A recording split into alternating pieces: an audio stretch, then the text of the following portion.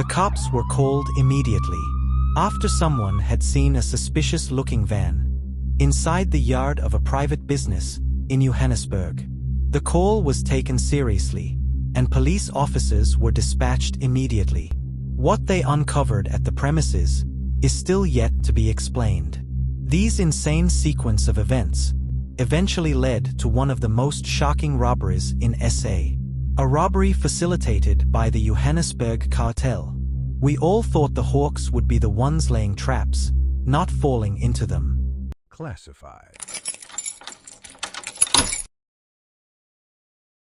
The cops responded very fast, and upon arrival at the premises, they saw the Nissan van. In addition to the Nissan, there were 3 more vehicles. When they spoke to the driver, he told them that he was also a police officer, and he properly identified himself. He told them that the van was a state vehicle. The driver was not alone. He had 3 men with him. One of the 3 men told the dispatched policeman that he was a warrant officer from the National Investigation Unit. The other man told them that he was a chief traffic officer. The 4th man was just a civilian. After talking to the men, the police began checking the Nissan. What they saw inside left them speechless. The van had 23 bags. When they opened the bags, the policeman saw the most purest, most unadulterated cocaine on earth. The bags were carrying 550 cocaine bricks. 550. That's enough to keep a Lostro sneezing for a decade. Now, I'm so little so much, not little, but it's not.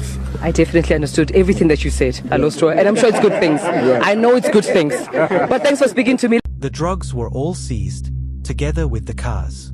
The suspects were arrested on the spot. At the station, the authorities interrogated the arrested men. From the interrogations, the authorities established that the suspects had just robbed the cocaine. The suspects told the authorities that they followed a truck from Durban Harbour to a storage in Johannesburg. As the truck arrived at the storage, the suspects then raided the truck, using their official capacity. They saw the cocaine, took all of it, and loaded it into the Nissan. They didn't bust the smugglers, they became the smugglers. The initial understanding was that the 4 suspects had robbed the cocaine.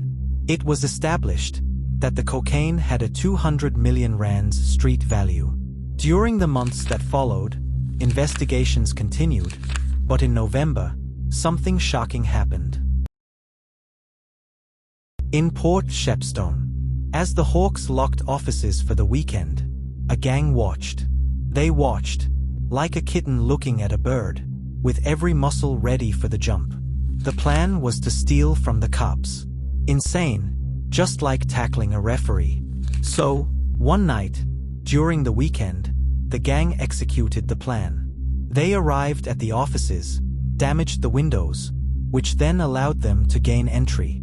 After gaining easy entry, the gang went straight into the office that stored seized items. Inside the office, they treated the safe like a joke. They cracked it open, like a can of Coke. After opening, they took all the cocaine bricks that were inside and vanished. When the hawks walked into the building on Monday, they walked in expecting to look for crime scenes and witnesses. But instead, they got a crime scene at their offices, and they were the witnesses, an unexpected plot twist. They were genuinely shocked, but for some, it may have been just an act. The pockets may have just swelled, like a balloon at a birthday party. Because 541 cocaine bricks were stolen, bricks worth 200 million rands. The case for the arrested cops never got legs. In fact, it didn't even have a foot to stand on. After court appearances, in 2022, the case was withdrawn by the National Prosecuting Authority. High-ranking police officials got involved, which led to a strong defense. An immense, impenetrable, and relentless defense.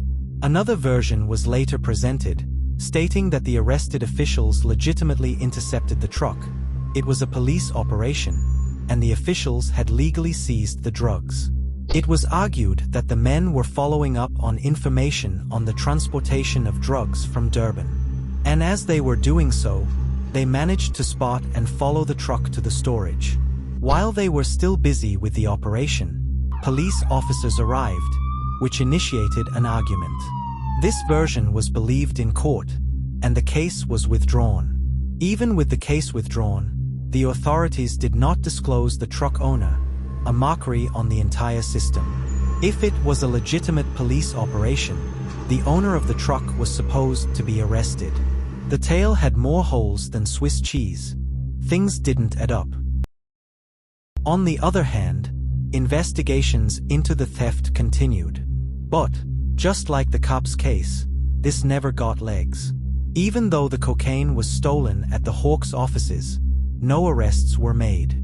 Madness, just like sneaking into a lion's den, dressed as a zebra, and walking out with a stake.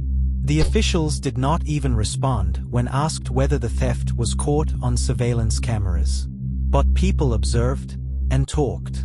A day after the theft, there were some big developments. These developments left most trying to connect the dots, with serious accusations thrown. Apparently, just like every single thread in a spider's web, it is all connected.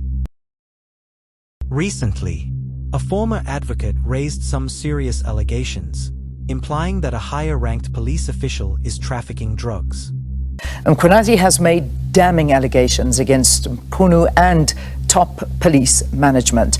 These allegations came after the general had also raised some allegations, implying that there is a drug syndicate operating in Johannesburg. The general disclosed that the syndicate is made up of politicians, higher-ranked officers, judges, celebrities, and many more. And this syndicate involves, amongst others, politicians who are currently serving in parliament. The law enforcement officers include the members of the South African Police Service, the Metro Police, and correctional services. They include prosecutors in Gauteng province, the judiciary, and all these are controlled by the drug cartel as well as business people in that province of Gauteng. Looking back at the bust and the theft in Port Shepistone, there is definitely something tangible on these allegations. Because amongst the suspects on the bust, there were senior police officials. It is scary, because if this is a syndicate, then it is a very organized one. With people within the National Investigation Unit, the syndicate will always stay ahead of the authorities. With senior metro officials, transportation of the drugs will always be well facilitated. No roadblocks, no raids, and no surprises.